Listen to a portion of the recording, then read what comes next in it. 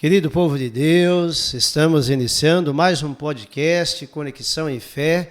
Sempre uma alegria chegar até você. Queremos agradecer a abertura do seu coração, esse tempo que você está abrindo para conectar com a nossa mensagem. Convidamos você também a ajudar a divulgar o nosso canal no youtube.com/Paróquia Nossa Senhora do Brasil. Envie para os seus parentes, amigos, é muito importante. Toda vez que entrar no nosso canal, dê um joinha, faça um comentário, o YouTube entende que o canal é importante e ele estará divulgando mais, chegando a mais e mais pessoas, né? Muito obrigado. Que Deus abençoe a todos, que possamos ter hoje um programa, uma mensagem maravilhosa. E maravilhosa é a pessoa que nós estamos recebendo aqui, o Padre Alisson, é uma pessoa muito querida e tem já um carinho muito grande para a nossa paróquia. Ele já teve uma participação direta quando nós tomamos a iniciativa dos trabalhos para a construção da igreja de São João Paulo II, hoje paróquia São João Paulo II. O Padre Alisson, na época seminarista, conseguiu um dos terrenos lá onde hoje é a igreja São João Paulo II, onde é a paróquia São João Paulo II. Então nós devemos uma gratidão muito grande. E, além de conseguir o terreno, abriu as portas para viabilizar também os outros terrenos, né? Padre Alisson Henrique de Jesus Parro é o pároco da paróquia Santo Antônio de Pádua, cuja matriz é localizada ali no Jardim Santo Antônio, uma área nobre de desafios, né, da evangelização, e o Padre Alisson aceitou aí com muita generosidade. Padre Alisson possui licenciatura em letras com habilitação em línguas, literatura espanhola pela Unesp, que beleza. Licenciatura em filosofia e bacharelado em teologia no Centro Universitário Claretiano. É especialista em filosofia pela Universidade Federal de Ouro Preto, a UFOP, né? E mestre em teologia bíblica pela Pontifícia Universidade Gregoriana de Roma. Olha com quem nós estamos falando, hein? Padre Alisson. Atualmente leciona línguas bíblicas, hebraico e grego, e disciplinas de interpretação bíblica, como Pentateuco, livros históricos e sapienciais, evangélicos sinóticos e Atos dos Apóstolos, bem como o Apocalipse de São João. Que benção, hein? Então, olha o podcast que promete. E com toda essa formação, não poderíamos falar de outro tema a não ser a Sagrada Escritura, a interpretação, como ela precisa influenciar na nossa vida, né? Padre Alisson, seja bem-vindo, uma alegria tê-lo aqui conosco. Padre Nécio, obrigado pelo convite, em primeiro lugar. Também quero me dirigir a todos os nossos telespectadores, os internautas, que depois verão, com certeza, o nosso podcast Conexão e Fé.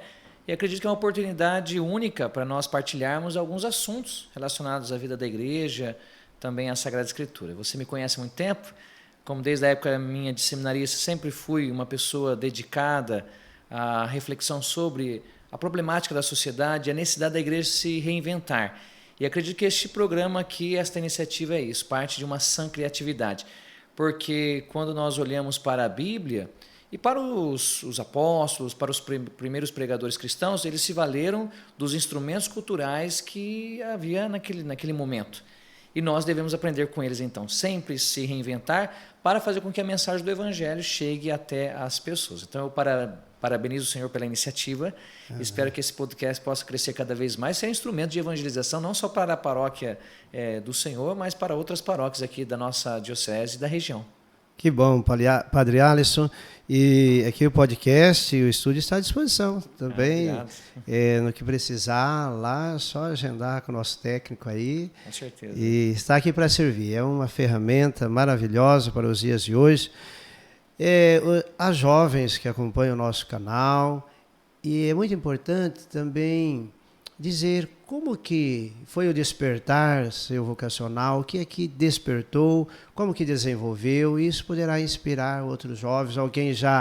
Você já estava num curso universitário, e depois que houve o SIM, né? Como que foi toda essa resposta? Na realidade, eu fui um pouco até anterior, Padre Ernesto.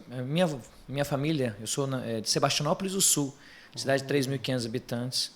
A minha avó Idalina, ela foi presidente do Apostolado da Oração por muitos anos. E ela sempre gostou de padre. Eu falo que minha vocação, em certo sentido, está ligada à oração da minha avó. Minha mãe fala, quando eu era pequeno, brincava com imagens de Nossa Senhora, eu gostava disso. Mas depois isso passou. E aí, quando eu estudava, eu sempre fui o melhor aluno da minha sala de aula, e eu dizia que queria ser médico. Mas aconteceu uma situação específica na história da minha família que aquilo tocou meu coração. E aí eu me lembro que eu fui confessar com o padre, falei para o padre, olha, reze pela minha família que está passando esta situação. E depois daquela confissão surgiu um desejo no meu coração de servir a igreja como coroinha. Aí eu pedi para ser coroinha. Aí foi numa das missas como coroinha e que eu tive aquele desejo interior, eu falei, não, eu quero isso para a minha vida. Aí eu cheguei até minha mãe, eu acho que eu sei já o que eu quero ser, eu não quero ser mais médico não, eu quero ser padre. Aí minha mãe falou assim, mas você tem certeza disso? Eu falei, olha, certeza eu não sei, eu sei que eu tenho uma alegria muito grande, eu vou trilhar esse caminho. E aí eu comecei a trilhar na minha comunidade de origem, fui coroinha, acólito, catequista, membro do Conselho de Pastoral. Então a minha vocação é ligada a uma realidade paroquial, de estrutura paroquial, nenhum movimento de igreja. E aí, quando eu estava no ensino médio, no último ensino médio, eu prestei o vestibular, e para a Unesp, na área de filosofia, ganhei também faculdade, era no primeiro ano do ProUni, do governo, da época, ganhei também a faculdade, fui muito bem, sempre fui o melhor aluno da sala de aula. E aí eu resolvi entrar no seminário. Era na época, no seminário, reitor, o Gilmar Alves Carvalho, era padre então, depois deixou o ministério, e o padre Calazans era reitor do maior. Havia uma professora no seminário, Maria José Zopelard de Toledo, o senhor conhece? Sim. Que deu aula por mais de 18 anos no seminário e nunca ninguém tinha conseguido tirar um 10 com ela na primeira prova. Eu fui o único aluno na história do seminário, ela gosta muito de mim, inclusive. Eu me destaquei intelectualmente, aí o padre Calazans, na época, tinha uma noção de que nós precisaríamos de padres para dialogar com esse universo cultural da igreja. E ele falou assim, olha, se você quiser prestar vestibular na Unesp novamente, se você passar, nós vamos deixá-lo estudar, mas desde que você dê conta de fazer tudo. Você vai ser um pouco bombardeado, incompreendido, mas nós confiamos em você.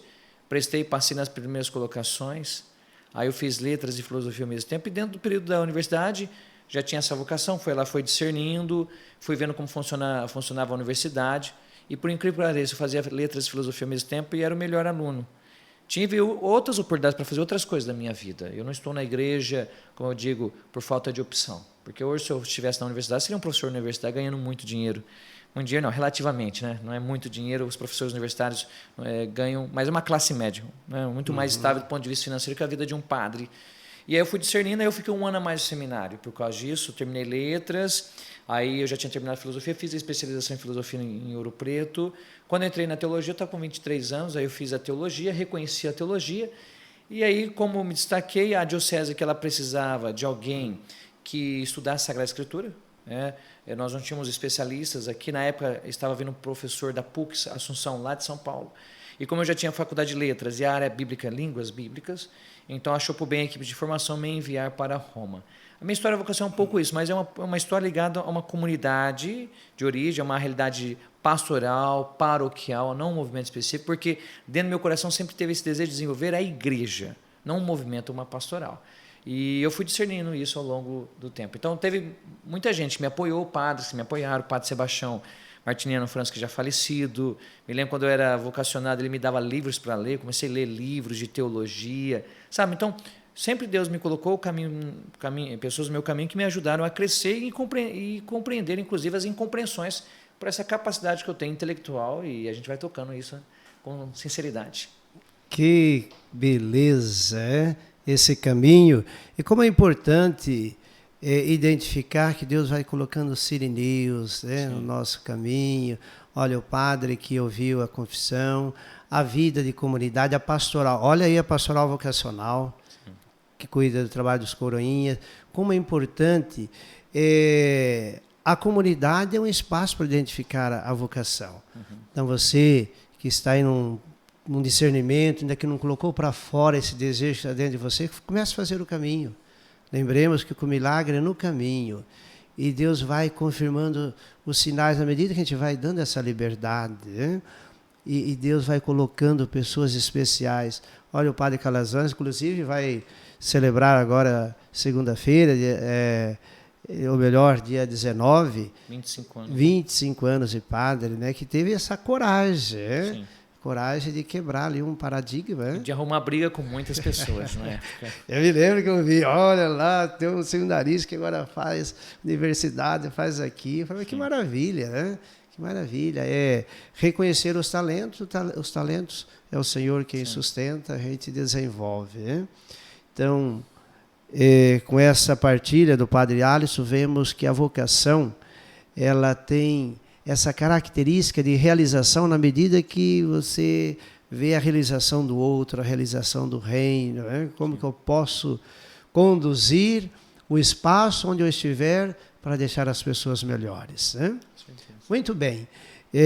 Diante dessa intelectualidade do Padre Alisson, colocado a serviço da igreja, a serviço do reino, nós vamos conversar agora um pouco mais, né, e também trazendo outros assuntos, mas sobre a importância da leitura e da interpretação da Bíblia, da Sagrada Escritura, nos dias de hoje, porque as pessoas já estão buscando, nada contra, é importante, mas tantos apoios, orientações, coach, e nós temos a palavra de Deus, que é uma riqueza, uma profundidade, é palavra divina. Com certeza. Hoje o grande problema na área da Bíblia é tornar a Bíblia um livro de autoajuda. Ou seja, nós pregamos pensamentos positivos ou determinados comportamentos como se a Bíblia ela se reduzisse, a mensagem da Bíblia, que é a palavra de Deus, se reduzisse a causar apenas provocar um bem-estar nas pessoas. Isso é reduzir muito. Isso é um discurso, inclusive, perigoso. Porque, na realidade, a Bíblia ela só não vai nem sempre ela vai produzir bem-estar nas pessoas, ou uma satisfação psicológica. Muitas vezes a palavra anunciada ela vai tocar na nossa ferida. Ela vai anunciar a realidade e abraçar a nossa cruz. Então, o problema hoje não está na Sagrada Escritura, está no entendimento que nós temos dela. E isso exige, de fato, Deus inspira os pregadores, mas a inspiração ela não é contra a inteligência da fé. Santo Agostinho ele dizia que desejei ver com inteligência aquilo que acreditei. Então é preciso que, passado um primeiro momento de anúncio da pessoa de Jesus Cristo, nós levemos as pessoas que receberam esse anúncio e creram em Cristo a um conhecimento profundo da doutrina da igreja, daquilo que a Escritura nos apresenta enquanto palavra de Deus. Pois, caso contrário, a pessoa fará uma experiência momentânea e ela não se, de fato, abraçará Cristo como Senhor e Salvador. No primeiro momento de dificuldade, de cruz, de incompreensão, a pessoa vai se afastar, porque nós acostumamos a pessoa a entender o Evangelho como se fosse remédio psicológico. É remédio para a alma? Claro, mas não se reduz a isso, né? Então é uma das dimensões, e isso parte o quê? De uma formação bíblica.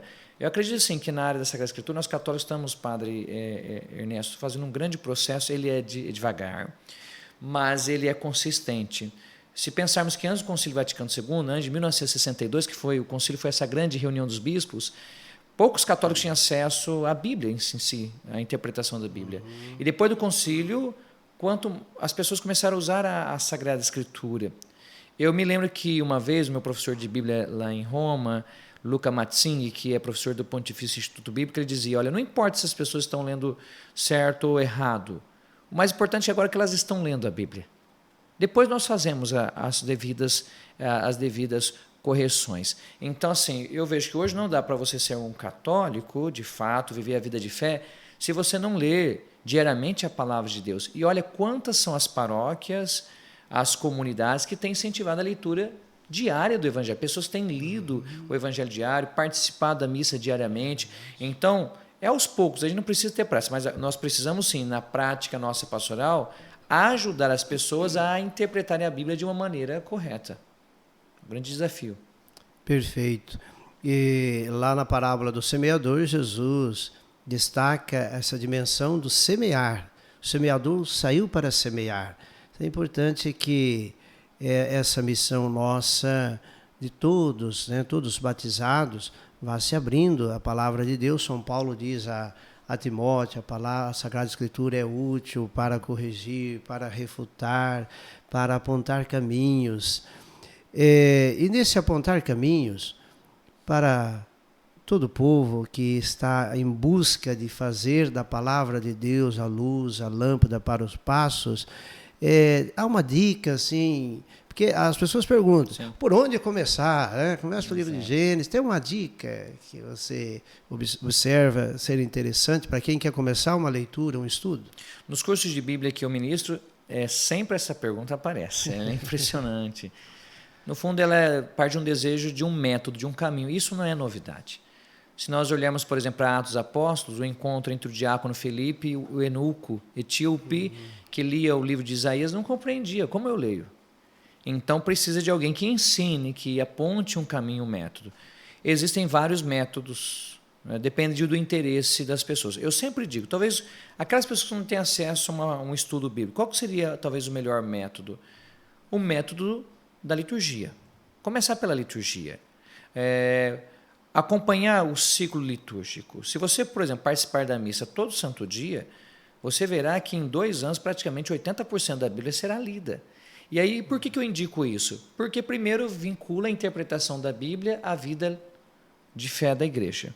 Porque a interpretação da Bíblia a gente pode fazer individualmente, mas para nós católicos ela é realizada de maneira comunitária. A igreja que lê a Sagrada Escritura, ao ver na Escritura a voz do seu esposo, que é Cristo. Além do mais, tem uma outra vantagem a leitura litúrgica. Dá às pessoas a oportunidade hoje de procurarem, por exemplo, nos canais, no YouTube, padres que explicam o Evangelho diariamente. Eu sei que o senhor faz isso, né, para os seus paroquianos. Então, é uma riqueza, ou ver missas em canais católicos. Então, para quem está começando, para se acostumar, eu acho que seria interessante isso. Mas o que poderia a leitura litúrgica ajudar? Você vai lá e procura na Bíblia. Você tem lá na internet o Evangelho, procura na Bíblia. Pega um caderno, eu sempre tenho o método inaciano, Santo Inácio de Loyola, que o Papa Francisco, inclusive, usa isso nas suas homilias, se você vê isso. Ele faz assim, sempre um pensamento ou uma ideia, um sentimento e uma atitude. Lê o Evangelho e você se confronta com o Evangelho e fala, qual que é a ideia, qual que é o pensamento que essa palavra suscitou? Qual que é o sentimento que essa palavra cultiva na minha vida? E qual que é a atitude? Existem outras propostas, tem gente que propõe, por exemplo, inclusive um padre famoso no Brasil, propõe começar pela primeira carta de São João, falando que Deus é amor. Esses são métodos assim, mais de divulgação. Agora, a outra coisa é uma dimensão bíblica, porque a Bíblia, como ela está organizada, ela não está organizada em sequência cronológica. Não é porque o livro de Gênesis é o primeiro livro da Bíblia que foi o primeiro livro a ser escrito. A organização da nossa Bíblia, a gente pode até falar isso depois, ela é teológica, isso nós chamamos cânon. O que é o cânon? É o conjunto dos livros sagrados. E a maneira como ele foi organizado é uma maneira teológica, uma leitura teológica que nos conduz a refletir sobre o mistério de Deus na história da humanidade, na história do seu povo. Então, eu aconselharia a fazer isso. Sequência litúrgica, para quem está começando, pelas oportunidades hoje que nós temos de participação na Santa Missa, de escutar padres pregando o Evangelho, escute, anote, confronte, você já vai desenvolvendo essa sensibilidade mais espiritual. Olha que sugestão o Padre Alisson nos trouxe, muito interessante, a comunhão diária, que é uma escola bíblica e terá sempre alguém para ajudar, e as nossas paróquias, nossas comunidades estão aí se organizando para ter missa diária, né? Aqui ajude a divulgar, nós temos missas diárias, às 6h30 da manhã e às 19h30, porque há 3 textos bíblicos, no final de semana 4, para serem estudados, para serem meditados e assumidos. Muito boa essa sugestão. Olha aí, que às vezes as pessoas comentam, padre, podia ter uma escola bíblica, você monta a escola bíblica e começa com 30, termina com 5, né? Então há essa dificuldade, às vezes, desse compromisso. Então a missa diária, além da comunhão, o estudo da palavra, sempre uma palavra de orientação, e esse é o caminho, a constância que São Paulo nos lembrou esses domingos atrás, né? Esses dias, Padre Alisson, uma pessoa me procurou dizendo, Padre Ernesto, o senhor sabe de algum padre que faz exorcismo? Eu falei, eu faço exorcismo. Eu não sabia que não tem padre que faz exorcismo. Eu falei, não, é o que eu mais gosto de fazer. Como que é? Eu falei, olha, exorcismo é sacramento da confissão. É comunhão, é comungar o Senhor. Porque aqui que adianta todo um ritual que se faz, mas a pessoa não quer mudar de vida. Então, é por aqui, Padre Alisson, bem lembrado, comunhão diária, palavra diária. A mudança de vida não é um esforço nosso, eu penso que é uma organização nossa para Deus fazer a obra, né? O profeta até lembra, né, que somos barro na mão do oleiro, né? Então, essa dimensão da perseverança, da Eucaristia, olha, eu não havia pensado em indicar isso para as pessoas, mas é a Santa Missa, a Eucaristia no centro, que é o pão da palavra e o pão da Eucaristia. Exato, porque o Orígenes, inclusive, um dos grandes teólogos do início do cristianismo, ele dizia que a mesma atenção que nós temos em não perder sequer uma parte do corpo de Cristo, nós deveríamos ter essa mesma atenção em não perder sequer uma palavra proclamada da Sagrada Escritura. Porque tanto é que o ambão, e a palavra ambão vem de ambaino, no grego significa lugar elevado, nós também podemos chamar de mesa da palavra. Se é mesa da palavra, porque tem um alimento, não só de pão vive o homem, mas de toda a palavra que sai da boca de Deus. Então, esse alimento abundante da mesa da palavra, quando bem alimentado e apresentado para os fiéis, nos sacia e nos predispõe a entender que a palavra proclamada, e na liturgia a gente vê isso, né? A palavra que ela é proclamada quando se faz as leituras, a palavra depois que ela é meditada na homilia, depois no creio, quando tem domingo e solenidade, a palavra que é professada, a palavra que gera fé, e na oração da comunidade, a palavra que é rezada, essas 4 dimensões da palavra presente na liturgia, essa palavra ela se faz carne no altar graças à força do Espírito Santo, mas é o mesmo Espírito que predispõe os ouvintes e aquele que prega, por meio da fé da igreja, a distribuir esse pão da vida que é Jesus. Quando a gente fala o pão nosso de cada dia nos dai hoje, dentro do contexto eucarístico, é a Eucaristia, mas também podemos falar aquilo que é necessário para a vida. E por que não o pão nosso de cada dia é o pão da palavra? Ora, da mesma forma que nós temos sede e fome de alimento, de comida, nós devemos ter fome e sede da palavra de Deus. E aqui a importância, então, Padre Nécio, agora sim, claro que falar de Bíblia, falar também um pouco, porque dentro desse contexto litúrgico, a maioria dos católicos tem acesso à Bíblia, de leituras bem feitas, bem preparadas, o gênero literário, os ouvintes que vêm. Eu sempre falo, qual que é a melhor preparação para ir para a Santa Missa? As pessoas pensam que preparar para ir à Santa Missa é só tomar um banho, chegar antes da missa, ter aquele jejum eucarístico. Não, não é só isso. É preparar-se espiritualmente. Por que não você já desenvolveu o hábito de, antes de vir à missa, ler as leituras que serão proclamadas? Quando você for escutar as leituras e a explicação padre, aquilo lá vai entrar muito mais na sua vida. Então, a mesa do altar está ligada à mesa da palavra, porque a palavra proclamada é a palavra que se faz carne no altar. O verbo se fez carne e habitou entre nós. E isso nós devemos graças ao Concílio Vaticano II, que restituiu a beleza do lecionário, apresentando aos católicos, dentro do ano litúrgico, a maioria das leituras bíblicas de um ponto de vista pedagógico que os conduz para o mistério de Cristo. Perfeito. Também, Padre Alisson, é uma tentação para alguns, para cada um de nós, a gente se tornar fundamentalista, né? Ou seja, surgem as situações, eu vou lá, eu tenho memorizado aquela passagem, é importante ter na memória guardado, que Jesus disse que o Espírito Santo vai lembrar aos discípulos tudo que eu vos ensinei. Até brinco quando alguém vem pedir uma oração, Padre, o senhor dá uma bênção, eu vou prestar um vestibular, um concurso, eu costumo rezar, olha, que o Espírito Santo te lembre na hora da prova tudo que você estudou, tudo que está guardado. E geralmente eu pergunto, você estudou para tirar quanto? Ah, para tirar 7. Então é que o Espírito Santo fala, não, por você tirar 7, não, pode você tirar 10. Mas você estudou para tirar 7, é o que está guardado que o Espírito Santo vai lembrar. Mas para dizer que há um perigo do fundamentalismo, e podia até explicar um pouco o que é esse fundamentalismo bíblico, de repente é uma palavra que não é muito comum entre nós. Né? A palavra fundamentalismo vem de fundamentals, no inglês. Surgiu dentro do contexto protestante, final do século XIX, início do século XX, quando uma teologia bíblica, de origem protestante, inclusive, começou a ser praticada nos Estados Unidos, e alguns movimentos viram com isso como perigo, porque era um tipo de... O que é uma exegese? De estudo da Bíblia, que questionava alguns princípios das igrejas, então, naquele momento.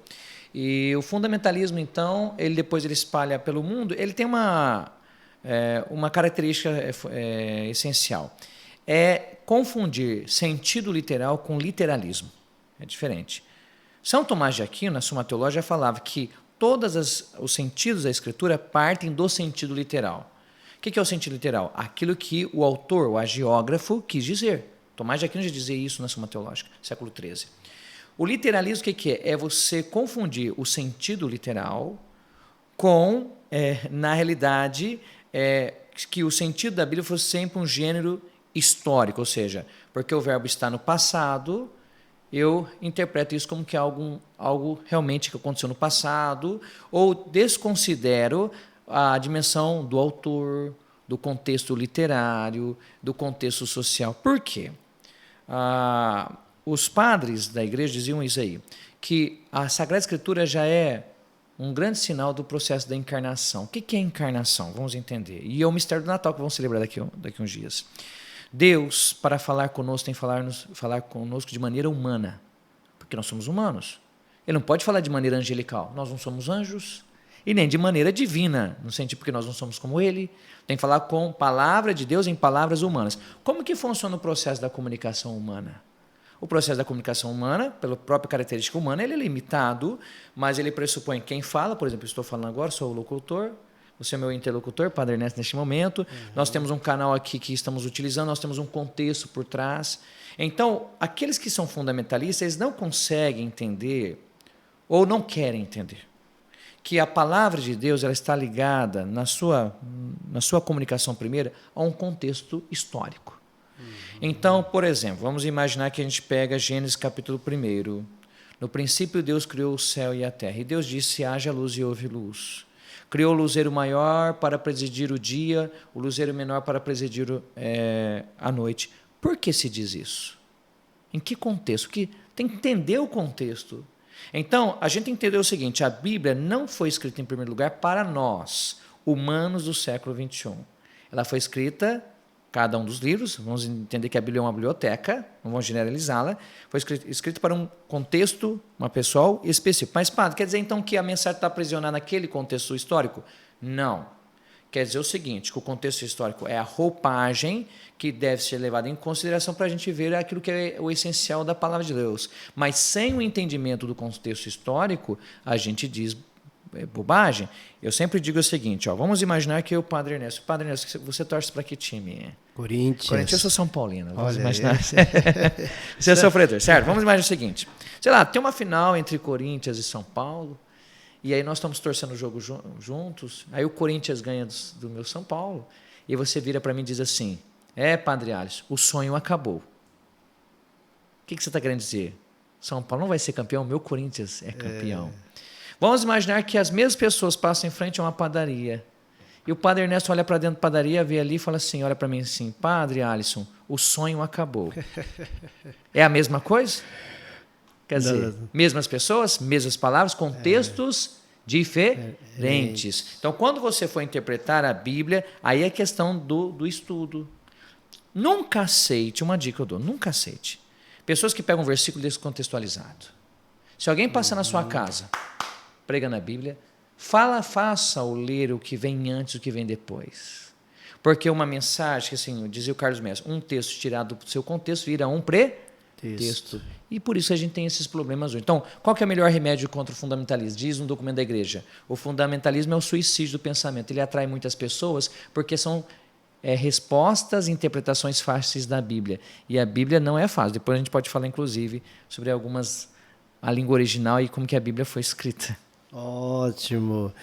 E dentro dessa profundidade da palavra, a palavra de Deus, ela, como você trouxe, ela deve estar no centro da vida da pessoa, no centro da vida pastoral da igreja. Como propor isso até para a nossa igreja? Sim. Como você lembrou, já houve assim, um avanço grande no sentido de abertura, de alegria, de trazer a palavra para o centro, inclusive da nossa vida pastoral. Nas nossas reuniões pastorais, houve uns tempos que a gente não encontrava a Bíblia juntos, né? E é o instrumento. Sim. Como dizia lá na roça, é enxada, né? É verdade. Não é impressionante que na Bíblia de católico você encontra de tudo? Encontra dinheiro, conta de luz, encontra lá rosa benta, encontra muita poeira também, eu acredito, né, Padre Nessa? Na realidade é o seguinte, olha, colocar isso que os bispos falaram recentemente. Teve a Assembleia dos Bispos, o estudo sobre a animação bíblica da pastoral.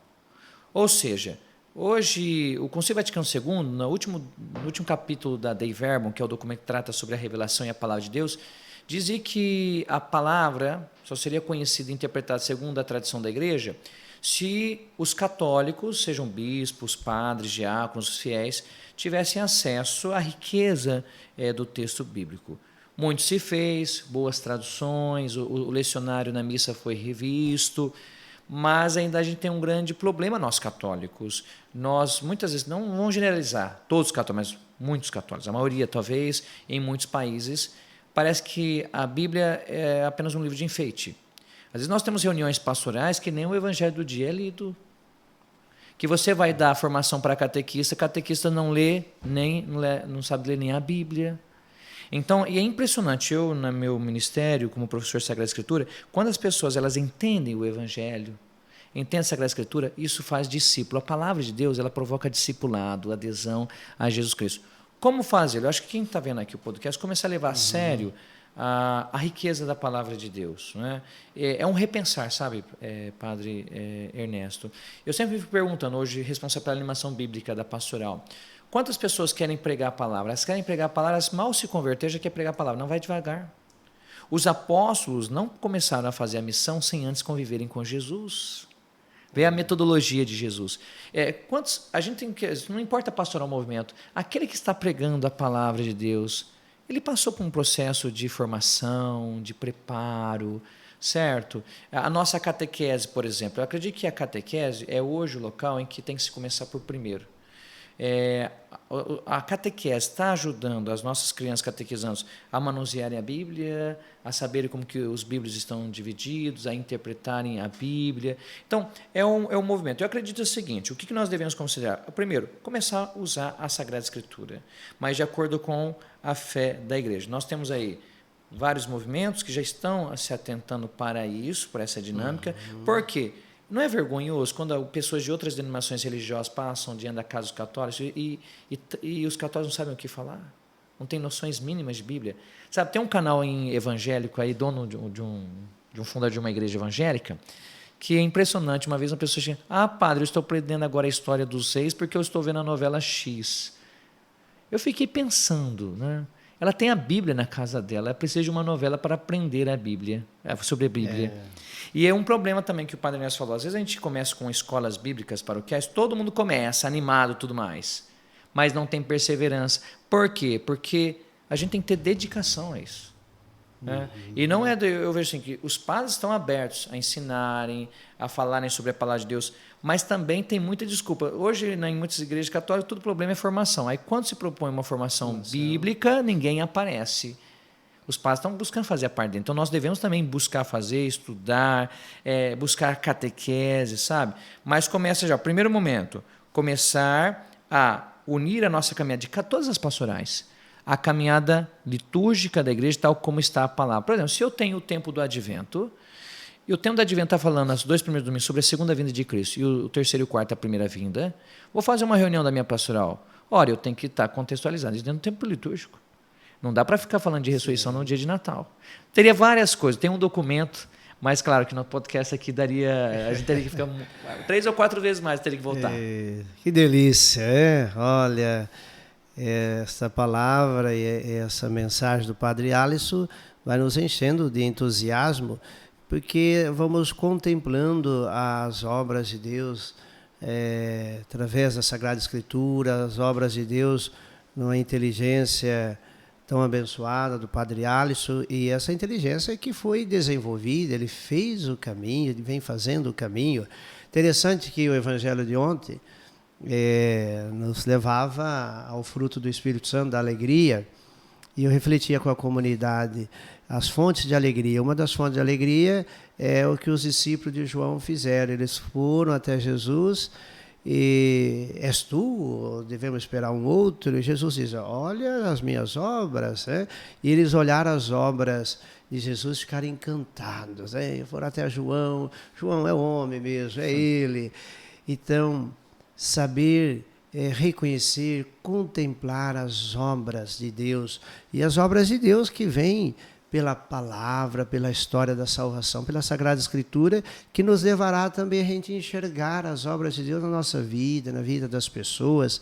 Interessante, Padre Alisson, também trazer aqui no podcast como que Nossa Senhora Maria de Nazaré colocou a palavra de Deus no centro da vida dela, a escuta, né? Como que ela tratou com obediência a palavra de Deus.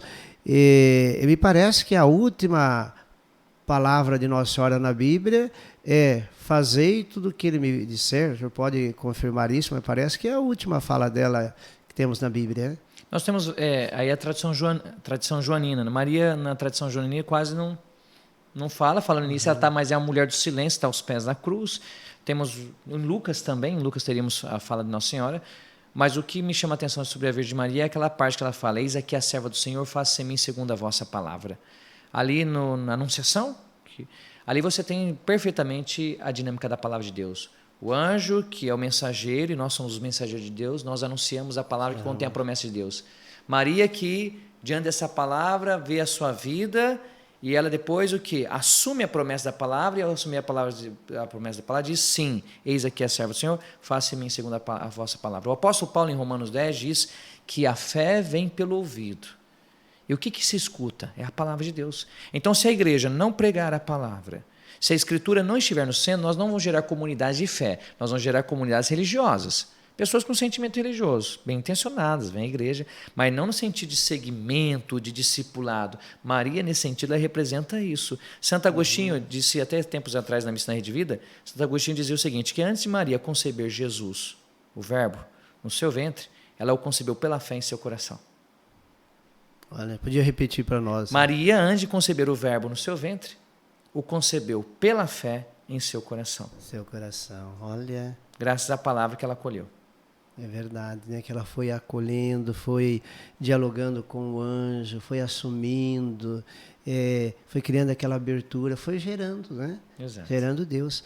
Interessante essa colocação, porque através do sim de Nossa Senhora, o sim, a obediência, a acolhida, ela introduziu a salvação, né? Introduziu o Filho de Deus. Assim também, o nosso sim, a palavra, a abertura, vai introduzindo, fazendo o Natal acontecer. Né? Exatamente. Natal acontecer. E você lembrou de Santo Agostinho, eu também sou um apaixonado pela sabedoria de Santo Agostinho, pela humildade. Todo sábio, ele desenvolve a humildade. Né? E a conversão de Santo Agostinho iniciou numa missa, né? Santo Ambrósio? Né? Santo Ambrósio, e graças à leitura também da Sagrada Escritura. Sagrada Escritura. Olha aí, né? Essas grandes referências da nossa fé. Dizendo aí do cuidado com a Bíblia, né? Me lembro, há uns anos atrás, já estando aqui na paróquia, Nossa Senhora do Brasil, e fui fazer uma visita em uma família, e eu havia comentado, era no mês de setembro, e falou, olha gente, vamos preparar um altar para a Bíblia em casa, dar um lugar de destaque. Falei, não dá para disputar com a televisão, vamos dar um segundo lugar, um altar. E fui visitar essa família, e cheguei lá, havia um altar em cima da mesa, destacada, né? Mas precisa combinar com as crianças, quando isso não é um hábito, né? E eu elogiando a atitude daquela mãe, mas o filho falou, ô padre, colocamos agora há pouco aqui na minha... Colocaram porque o padre foi visitar. Isso, havia falado no domingo sobre o altar, mas a criança, ela estaria observando, ela foi colocada agora. Mas interessante também a gente expor a nossa fé. Aquele provérbio que os olhos não veem, o coração não sente, né? Em casa, preparar um altar para a Bíblia, isso é uma espiritualidade, né? Deixar a Bíblia em um lugar de destaque. Além, vai presentear a alguém da família, no aniversário, dê uma Bíblia para que cada um tenha a sua Bíblia, né? Para caminhar à luz da palavra. Né?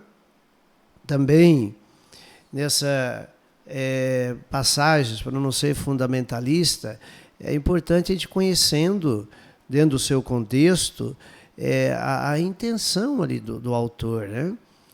Eu comentava agora na Imaculada, né? Porque a primeira leitura trouxe Gênesis capítulo 3. Isso, Adão e Eva.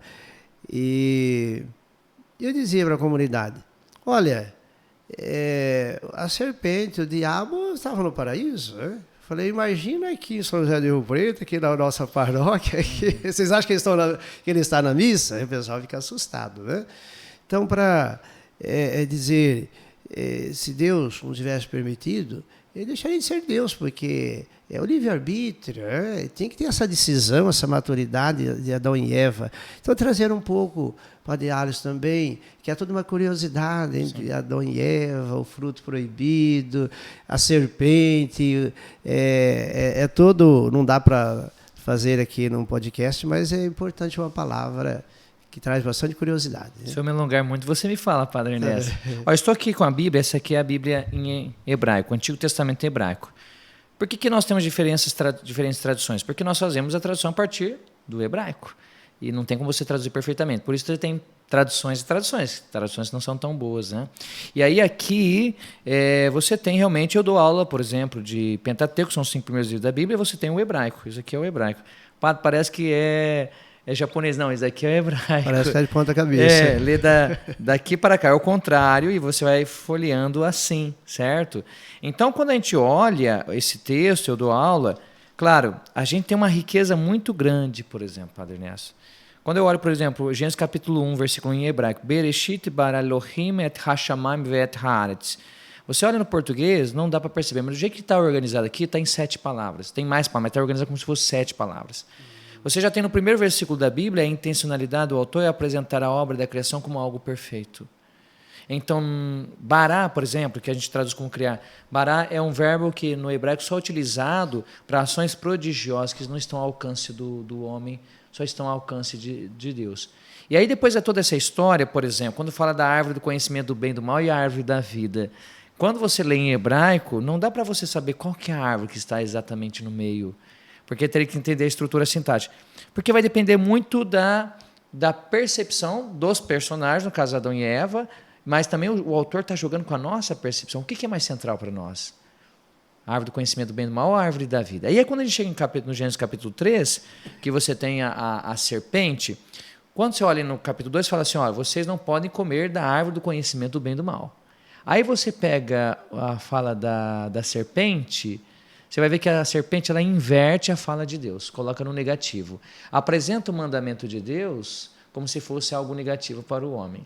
E depois a mulher fala assim, olha, a mulher entrando no jogo da serpente, a Eva, fala, olha, ele não falou que não era para comer da árvore do conhecimento do bem e do mal, e nem tocar. Mas você não tem a palavra não tocar na fala de Deus.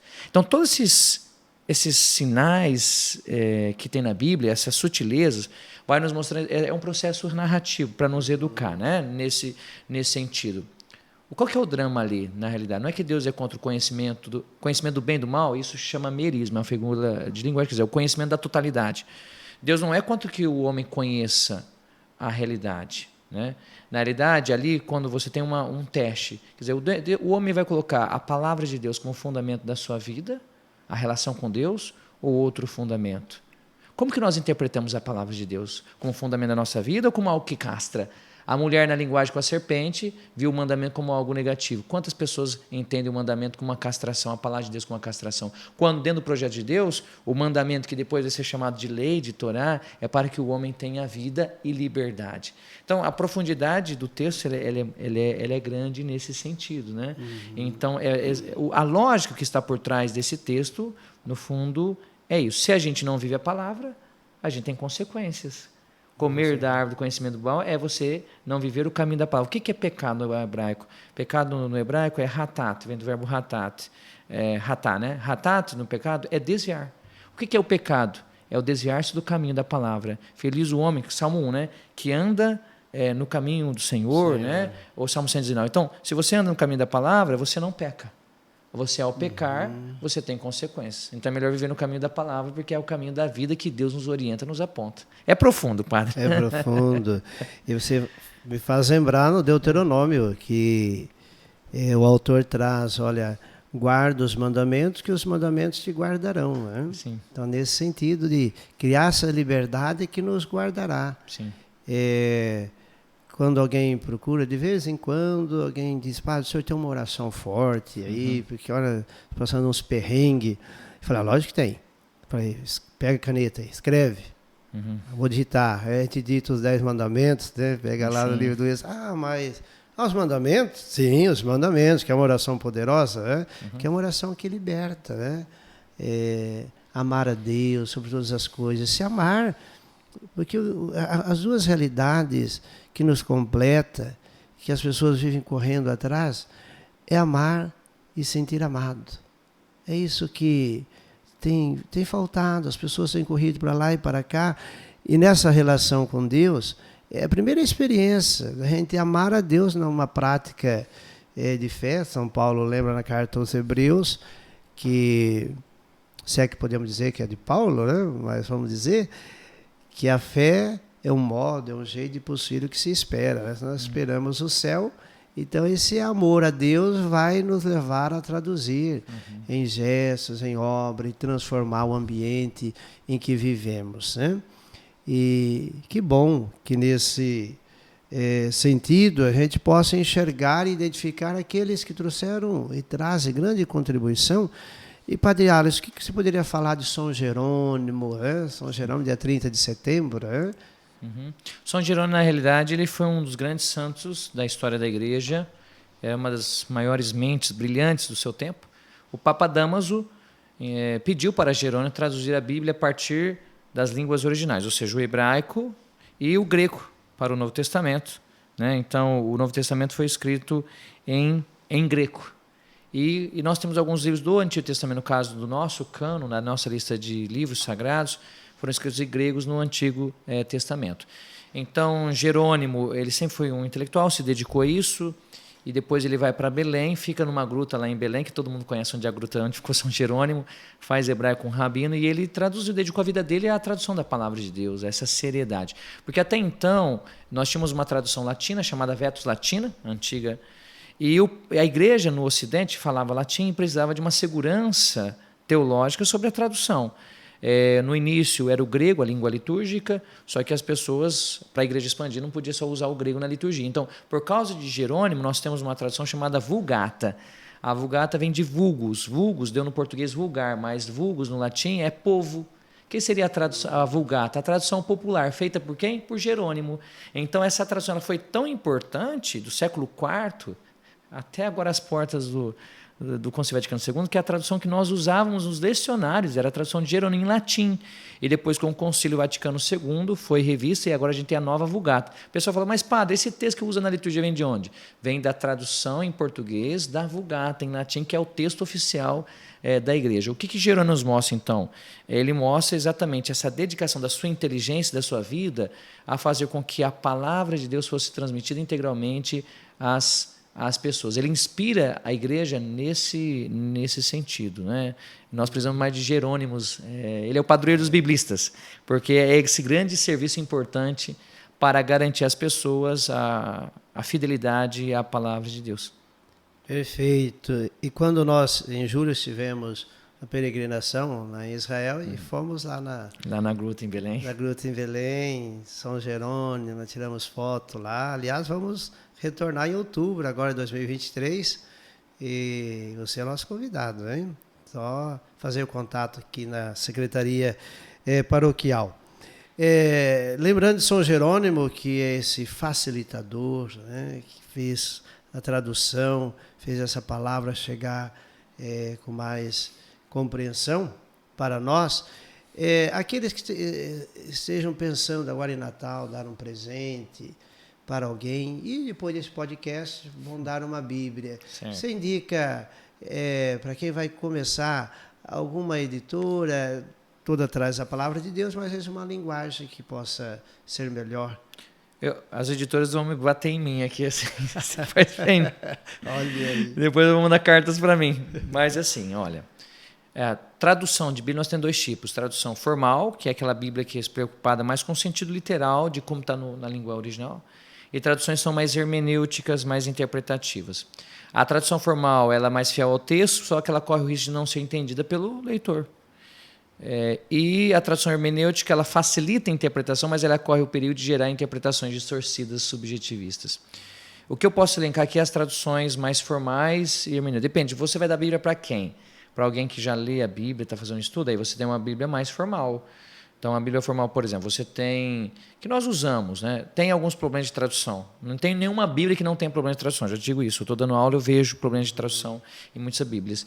Você tem problema. Nós usamos no estudo teológico a Bíblia Jerusalém, a Tebe, a tradução ecumênica da Bíblia. A Bíblia Peregrino tem notas de rodapé muito boas, a Bíblia Peregrino. E também no meio protestante você tem a João Ferreira de Almeida, revista e corrigida. É uma tradução boa. Depois você tem traduções que são mais hermenêuticas, mais interpretativas. Você tem a pastoral, você tem a Ave Maria, você tem a da CNBB. Eu, assim, pela própria questão do trabalho da CNBB, talvez a Bíblia da CNBB, pelo fato de ter sido revista, não que as outras, todas têm prós e contra, né? Talvez uma Bíblia da CNBB seria interessante adquirir. Tem um agora que a Paulus, inclusive, editou, parece que o texto é da pastoral, mas as notas de rodapé é de uma Bíblia italiana. As notas de rodapé estão muito boas. Eu só digo o seguinte, não seja católico de uma Bíblia só. Tem uma boa tradução formal e uma boa tradução hermenêutica, porque você não pode ficar só num texto achando que aquilo que é verdade. Compare uma tradução com outra. Aí, se você tiver dúvida e não consegue resolver, procure o Padre Ernesto ou o Padre Alisson. Nós estamos aqui para ajudá-lo. Ajudar, a gente no particular, né? No particular. Que bom. Padre Alisson, nós estamos aí chegando à conclusão do nosso podcast e queremos marcar outros momentos, inclusive colocar à disposição que o nosso estúdio. Nós encontramos aí nas redes sociais professores que oferecem curso, inclusive com assinaturas que, me lembro, eu gosto sempre de acompanhar, de ouvir. E a gente ouve e vê as propostas deles, olha, até faz assinatura, porque eu quero investir mais nessa formação, investir na formação das pessoas. Então, também com esse talento, a gente sabe da correria, mas de repente pensar nessa paróquia ou nessa faculdade virtual, né, de ajudar muitas pessoas. E assim também as pessoas querem colaborar de maneira que isso deve ajudar mais na formação, nos estudos. Então, colocamos à disposição para eles. Estamos aí próximo ao Natal. Hoje já estamos aí iniciando a semana que nos levará ao Natal. Então, Padre Alisson, pedimos que você dê uma mensagem aí nesse podcast para todo o povo, pois Natal é um tempo que a gente se enche de tantas coisas, de presente, de preocupações, de comida. Por outro lado, vemos um Deus que vem ao nosso encontro e se esvazia, né? Quais as riquezas e os perigos do Natal? Eu vejo o seguinte, o Natal é João 1,14, o verbo se fez carne e habitou, ou seja, armou a sua tenda entre nós. O Natal é a expressão máxima do mistério da encarnação. Então, no Natal nós não celebramos o aniversário de Jesus, celebramos o mistério da encarnação. Ora, se o verbo se fez carne e habitou entre nós, o verbo assumiu a nossa humanidade. Onde devemos buscar a palavra de Deus? Na nossa humanidade. Todas as vezes que nós negamos o humano, aquilo que é a nossa vida, nós não estamos no caminho adequado daquilo que é o processo de Deus. Diziam os pais da igreja que Adão e Eva quiseram ser como Deus e pecaram. Deus se fez homem para ensinar a Adão e Eva, que somos cada um de nós, que o caminho não é querer ser como ele, o caminho é querer ser de fato o homem, ser o homem Jesus, né? Verdadeiro Deus e verdadeiro homem. O perigo do Natal é exatamente esquecer essa temática. O presépio, no caso, foi montado por São Francisco de Assis. A palavra presépio significa a mesma coisa que manjedoura, lugar onde se come. E aqui nós temos uma relação interessantíssima. Manjedoura, por exemplo, vem do italiano, mangiare, inclusive, comer. No Natal nós comemos o quê? No Natal é a festa do alimento da palavra de Deus. A palavra Belém vem do hebraico Bethlehem. Lehem é pão, Bet é casa. Casa do pão. Por que nós vamos a Belém? Por que nós vamos ao presépio? Nós não estamos indo a uma padaria. Nós estamos indo lá para acolher o pão da vida que se fez alimento ao se fazer um de nós por meio do Santo Natal. Olha a profundidade disso. Inclusive, todos os personagens do presépio que estão ali apontam para o mistério de Cristo. Então, nós queremos viver o bem Natal, vamos à casa do pão. E, inclusive, algumas paróquias, eu vi, Padre Ernesto, na Europa, que tem o hábito bonito de colocar na noite de Natal, inclusive, o presépio, às vezes, diante do altar, ou a palavra de Deus aberta perto do menino Jesus, para exemplificar isso. O Natal é, por excelência, a festa da palavra de Deus que se fez carne. Ou seja, onde nós encontramos a palavra? Na Escritura, sim, encontramos. Mas agora é na nossa vida, na nossa história. Se você, na tua humanidade, não reconhecer a palavra de Deus, a voz de Deus em você, você jamais celebrou Natal. Perfeito. Natal é a palavra que se faz carne e nós somos chamados nesse Natal a transformarmos em casa. Jesus vai nos dizer lá em João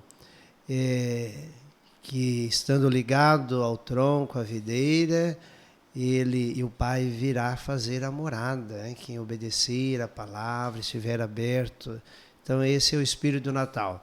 Queremos, em nome do nosso podcast Conexão em Fé, desejar a você um abençoado Natal. Natal é Jesus que vem ao nosso encontro. Lembre que este ano o Natal cai de domingo, então é graça dobrada. Domingo, dia do Senhor, Natal, chegada do Senhor à nossa vida, inaugurando um novo tempo. Tenha cuidado, muita vigilância para não se tornar ausente nas missas, nesse Natal. O aniversariante, a pessoa tirar o aniversariante do centro da festa. Queremos, com essa lembrança, desejar a você e a sua família um santo e abençoado Natal.